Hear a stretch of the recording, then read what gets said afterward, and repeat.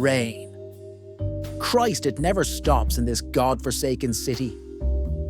It seeps into everything. Cracks in the pavement, corners of alleyways, and into your bones if you let it.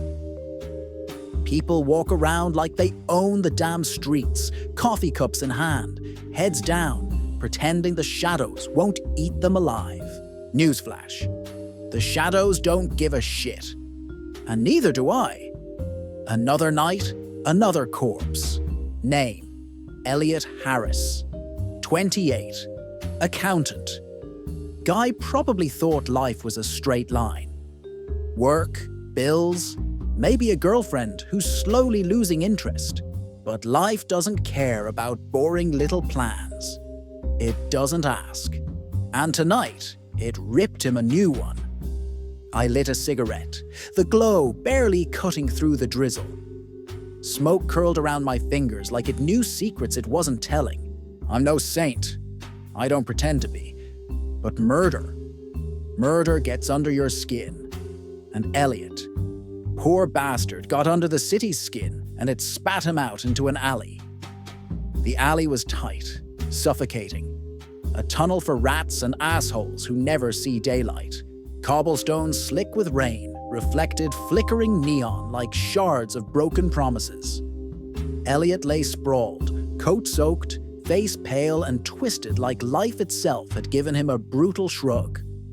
Blood trickled from his temple, dark and slow, carving lines he'd never tell stories about. A smashed phone, wallet empty, watch broken. Someone had been here after him. Someone had played a little game. Footprints leading nowhere, scuff marks, water streaked with crimson. Whoever did this wanted it messy, but not too messy. The bastard didn't finish the job with style. Amateur. I crouched, cigarette dangling, eyeing every detail. Rain poured harder, hammering down like the city was trying to wash off the guilt. It won't. It never does. People started showing up. The usual parade of idiots. A security guard muttering, "Didn't see shit." A homeless guy babbling about shadow people like he's auditioning for a horror flick. And a janitor, all shaky hands and watery eyes, saying Elliot was quiet, kept to himself. Great. That helps a lot. I picked up the phone, careful not to smudge anything. Fingerprints. Maybe the killers. Maybe just some poor sap trying to call for help. Either way, breadcrumbs. Some lead to answers, some to dead ends and heartbreak. The fire escape above dripped like the city's nose after a long bender. Neon flickered from across the street, casting sickly colors on the wet bricks. The place smelled of piss, rain, and iron. A perfect perfume for a homicide. And me? I lit another cigarette. Smoke danced around my face, hiding the anger and the frustration. Life is cheap. People are idiots. And murder. Murder is a goddamn masterpiece nobody asked for. Elliot Harris didn't get to finish his story, but I intend to finish his chapter. Somebody out there knows what happened, and I'll find them, even if it means dragging them through the gutter screaming. Elliot Harris had a life that looked clean on paper. Spreadsheets, quiet bars, weekend jogs. But the city has a way of twisting neat little lives into knots. And it doesn't matter how careful you are. I started where I always start, with the people who should have been paying attention but weren't. His co-workers, the guys who shoveled paper by day and kept secrets by night. First one was Martin, his office buddy. Greasy hair, greasy conscience. Said he last saw Elliot leaving at 10:15 p.m. He seemed fine, Knox, he said. Bullshit. People are never fine, especially in this city. Next I found Linda, the receptionist who had eyes like a hawk and a mouth that probably caused more trouble than it solved. She saw Elliot talking to someone by the elevators, a tall guy in a hood. Could have been anybody. Could have been the devil himself.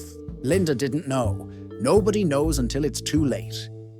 Then came the janitor again, shaking like he'd seen a ghost.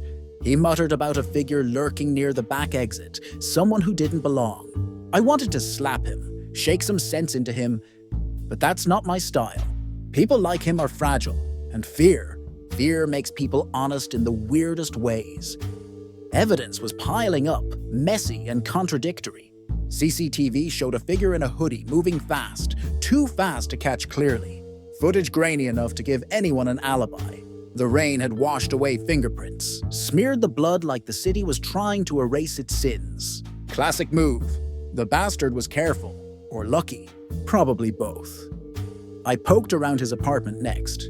Dark little box with minimal furniture. Books stacked like barricades. Open laptop. Browser history showing financial websites. Random social media posts. Nothing that screamed motive. But the deeper you dig, the more dirt you find hiding under polite veneers. And Elliot had dirt, just like everybody else. Neighbors had their stories. One guy swore he heard an argument days before, shouting, crashing sounds, the kind of rage that makes a place tremble. Another claimed he saw a car parked outside, headlights off, waiting. Waiting for what? Waiting for Elliot to make one mistake? The city is patient, but killers are impatient sons of bitches. I lit another cigarette, pacing the small apartment, every shadow, every reflection of neon bouncing off the wet glass outside seemed like it was mocking me. People talk, people lie, people kill, and me? I try to figure out why. By midnight, the suspects were stacking up. Martin, the coworker who always seemed too smooth. That shadowy figure by the elevators. Whoever the hell he was. The guy from the apartment across the street who didn't like anyone minding his business. Everyone had a piece of the puzzle. Or maybe they were all pieces of a bigger mess I hadn't seen yet. And here's the kicker. Elliot wasn't perfect. Quiet accountant on the outside. But the deeper you dig, the more skeletons you find dancing in the closet. Late-night phone calls, money transfers, secret meetings. Some petty, some darker. I could feel the story twisting around me, pulling at my thoughts, whispering half-truths. I hit the streets again, walking through rain-slicked avenues, stopping under flickering neon signs. Everyone had a story, and every story had a lie. That's the city's way, and in the end, only the ones willing to stare into the shadows get the answers. I lit another cigarette, exhaling smoke that vanished into the drizzle. Somewhere out there, someone knew the truth, and they were either too scared or too stupid to say it. Either way, I'd find out. I always do. The deeper I dug, the dirtier the city got, and the dirtier Elliot's life looked. Nothing adds up neatly in my world. The puzzle pieces are all jagged edges, and half of them are meant to cut you. CCTV was useless. A shadow here, a blurred figure there. Whoever did this knew what they were doing. Too neat, too careful, but there's always a slip. Always. Phone records gave me something to chew on. Late calls to a number unlisted. Texts deleted like someone knew how to scrub their sins. The number traced back to a guy named Darren Cole. Small-time hustler with big-time enemies. Worked nights, hated Elliot's guts for reasons I hadn't figured out yet. Convenient motive? Maybe. But killers lie. People lie. And sometimes, motives are just noise. Then there was Martin. Smooth-talking coworker. He seemed too clean, too polished, like he'd been practicing guilt in the mirror every morning. But when I pressed him, his story cracked. He'd left early, the night Elliot died. Only security logs showed his card used at 11:02 p.m. He was either lying or testing my patience. I hated liars. Makes the work messy. I went back to the alley, retracing steps, eyes scanning every puddle, every smear. That scuff mark near the trash bin had always nagged at me. Someone dragged him, or maybe he stumbled. But why? The pattern didn't match the initial story. Something was off. Something crucial. Neighbors whispered things that made the hairs on my neck rise. A car parked with engine off, a hooded figure hanging back in the shadows. Someone shouting, half heard. Meaningless, but it carved fear into the night. And fear, I learned long ago, is often louder than truth. Then came the kicker. Elliot's apartment keychain had a second key, hidden, small, unremarkable. It didn't fit the office, it didn't fit his locker, but it did fit. A storage locker on the edge of town. And inside, evidence that made the puzzle scream. Financial documents showing payments, transfers, threats. Someone was paying him off. Someone wanted him scared. Someone wanted him dead. The more I dug, the more red herrings popped up. Darren Cole? Convenient. Martin? Convenient. The janitor? Harmless. Or maybe not. Everybody's hiding something. Everybody has a piece of the story, even if it's a damn lie. I walked the streets that night, rain hammering my shoulders, neon slicing through the darkness. My gut told me the killer wasn't an amateur. They wanted Elliot gone clean, but they were sloppy, the kind of sloppy only arrogance can buy. And here's the cruel truth. Elliot's own mistakes were stacking up against him. Secrets, debts, late-night arguments, shadow deals. The kid was a time bomb. But time bombs don't pick themselves off the sidewalk. Someone lit the fuse, and I was going to find out who. By 2 a.m., I had a theory. Messy as hell, but a theory. Every lie, every scuff, every late-night call pointed to someone close to him. Someone he trusted. And trusted people, they always hurt the most. I flicked ash from my cigarette, eyes scanning the puddles like they were talking. Somewhere out there, someone was smiling because they thought they'd won. But I'd see them. I always see them. And when I do, it's not pretty. By 3 a.m., the city had stopped pretending. The rain slowed to a drizzle, neon puddles stretching across empty streets like veins. And me? I had the pieces. Just needed to fit them together without losing my mind. Martin. Goddamn Martin. Polished, smooth, always smiling like the world owed him. But the evidence? It hit him where he lived. Late-night card logs. Tiny scratches on the alley bricks. His shoes. Too small for that scuff, but too clean for coincidence. And the storage locker. Elliot's secret payments. Martin knew. He wasn't just in on it, he did it. Thought he could play puppet master. Fucking amateur. I found him in a cheap apartment downtown, curtains drawn, smelling like cigarettes and arrogance. He didn't even try to hide. Figures.